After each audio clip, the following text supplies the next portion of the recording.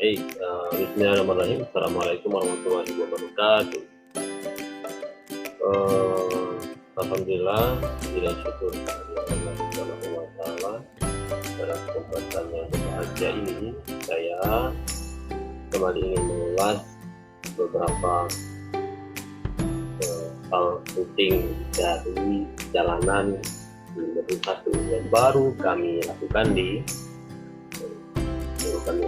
setelah pertanyaan. Alhamdulillah kami mendapatkan seorang fasilitator, dia adalah Ibu Irene dari Sumatera Utara, dan kali ini saya ingin mengulas beberapa hal yang tentunya menarik untuk menjadi bagian yang tidak dapat dipisahkan dari perjalanan menuju guru penggerak. Di video pertama kemarin kami belajar mengenai tentang apa arti menuntun berdasarkan filosofi belajar dengan cara.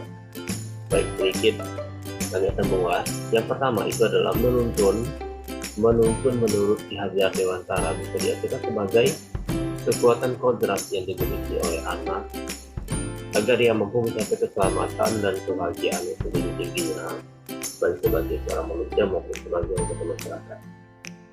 Nah, menuntun ini artinya kita sebagai guru harus tahu bahwasanya siswa itu sudah memiliki karakteristik dan modal hidup, baik sebagai diri sendiri, sebagai manusia maupun sebagai anggota masyarakat atau kelompok.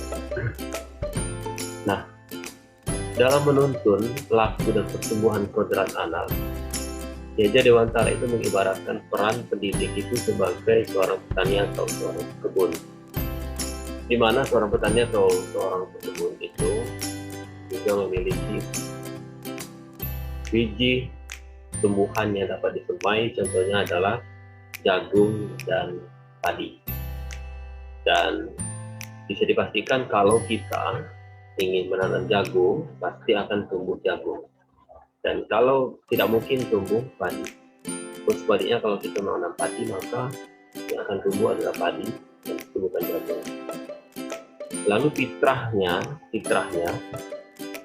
jagung itu dan padi itu dipupuk, kemudian disiram, dikelola, bahkan ada tagline sebuah iklan itu dirawat seperti anak sendiri.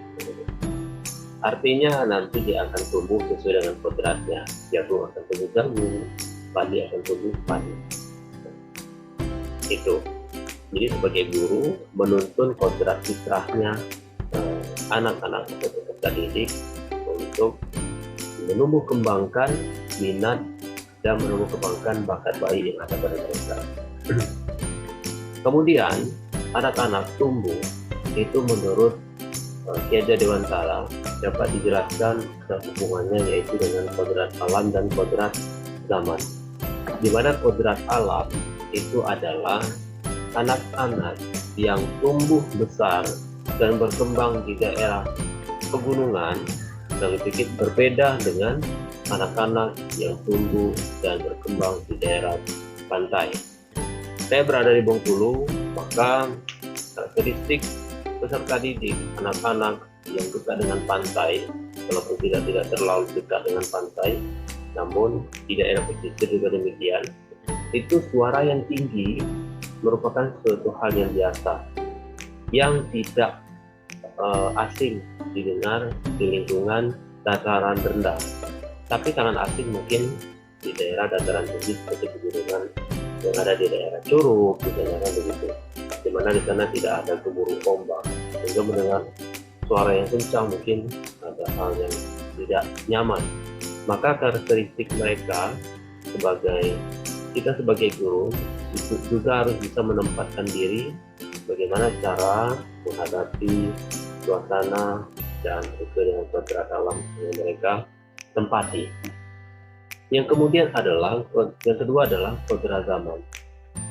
Familiar kita mengetahui bahwasanya di akhir-akhir ini disebut dengan abad 21, bahkan ada yang bilang itu adalah generasi Z. Generasi Z. Ada lagi generasi yang bagaimana gitu. yang mereka tidak lepas dari gadget atau alat elektronik. Sebut saja mungkin HP, gadget, kemudian yang mereka juga terbiasa dengan layar sentuh begitu. Sekaligus mereka berada di lingkungan dan abad 21 yang sangat cepat berkembangnya teknologi dan informasi. Mereka juga senantiasa memiliki karakteristik, yaitu nilai karakternya juga ditumbuhkan. Nilai karakter apa saja yang bisa ditumbuhkan di sini? Misalnya adalah mereka terbiasa dengan sentuhan. Maka anak-anak di zaman sekarang juga sebagai orang tua, tidak sebagai peserta sebagai pendidik, maka juga tidak meninggalkan karakter sentuhan itu. Sentuhan fisik dari seorang guru kepada peserta didik itu juga dibutuhkan di abad 21 ini. Tetapi mereka juga cara hubungannya tidak boleh ketinggalan zaman dalam tanda kutip. Kami kembali ke sentuhan. Itu adalah sentuhan itu merupakan karakteristik yang mereka harus punya, karena dengan belayan seorang guru mengusap kepala, mengusap pundak, itu merupakan hal yang luar biasa mereka rasakan. Dan mungkin ketika di zaman sekarang sudah sangat praktis, dan itu mungkin sudah banyak dilupakan. Selanjutnya, saya ingin mengulas beberapa hal. Yang pertama adalah bahwasanya setiap anak itu adalah istimewa. Beberapa kali beliau menjelaskan, menjelaskan bahwa anak bukanlah kertas kosong. Ini kata kuncinya adalah anak adalah bukanlah kertas kosong. Kenapa? Karena anak-anak itu sudah memiliki, seperti di awal disebutkan menuntun tadi, adalah karena anak-anak sudah memiliki kodratnya sendiri yang tidak bisa diubah oleh kita. Kita tugasnya adalah mengarahkan tumbuh kembangnya kodrat tersebut. Di dalam bukunya Ki Hajar Dewantara halaman 21 menyebutkan hidup dan tumbuhnya anak-anak itu terletak di luar kecakapan dan kehendak kaum pendidik. Nah, anak-anak itu sebagai makhluk, sebagai manusia, sebagai benda hidup, teranglah hidup dan tumbuh menurut kodratnya sendiri.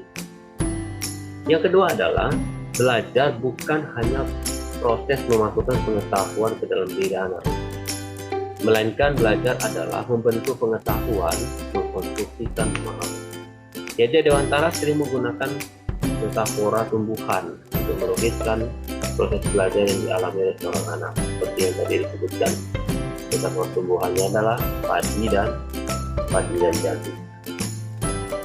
Yang ketiga adalah Ki Hajar Dewantara menekankan pentingnya peran keluarga dalam pendidikan anak.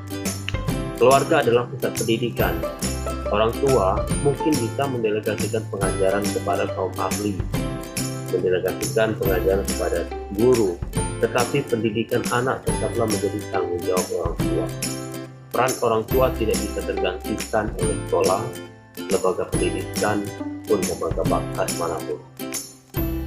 Dalam bukunya halaman 382, Ki Hajar Dewantara berpesan, pokoknya pendidikan harus terletak di dalam lingkungan ibu bapak, karena hanya dua orang inilah yang dapat berhamba pada sang anak dengan semurni-murninya dan seikhlas-ikhlasnya. Sebab cinta kasihnya kepada anak-anaknya boleh dibilang cinta kasih tak terbatas. Nah, ada satu hal yang mungkin bisa dicermati, menghamba kepada anak itu bukan berarti kita menghamba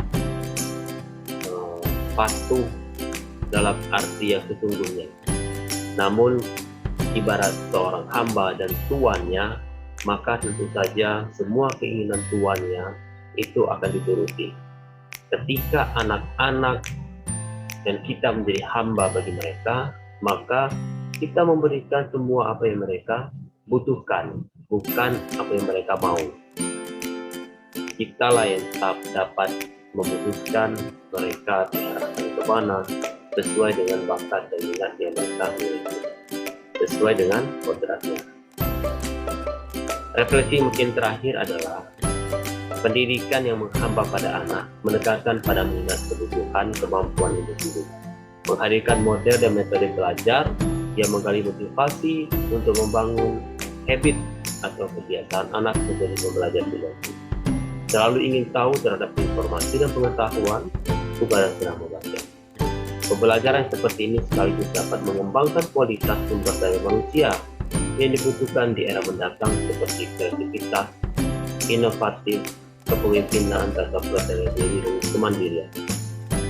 Kedisiplinan, kekritisan dalam berpikir, dan nalar, daya nalar yang tinggi, kemampuan berkomunikasi dan bekerja dalam tim, serta wawasan global untuk dapat selalu beradaptasi terhadap perubahan dan perkembangan zaman. Yang segera bisa saya terapkan dalam pemikiran Ki Dewantara tidak lain adalah memberikan kemampuan kepada siswa. Lebih sabar tidak memberikan hukuman kepada siswa, lebih sabar dalam membimbing, mengenali dalam karakter dan latar belakang siswa, keluarga, lingkungan, dengan metode komunikasi dengan orang tua.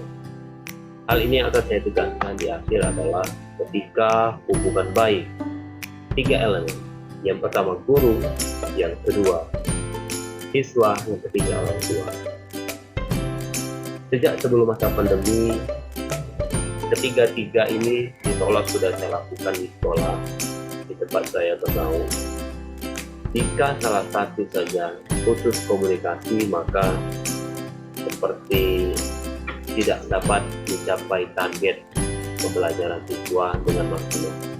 Mudah-mudahan ke depan dengan lebih menggali lagi filosofi yang diajarkan oleh Menteri Pendidikan pertama Indonesia, Ki Dewantara, akan mewarnai pendidikan Indonesia dengan merdeka belajar. Terima kasih. Demikian refleksi. Mudah-mudahan ke depan menjadikan pendidikan Indonesia menjadi lebih baik dan dapat kita terapkan dalam kehidupan sehari-hari. Assalamualaikum warahmatullahi wabarakatuh.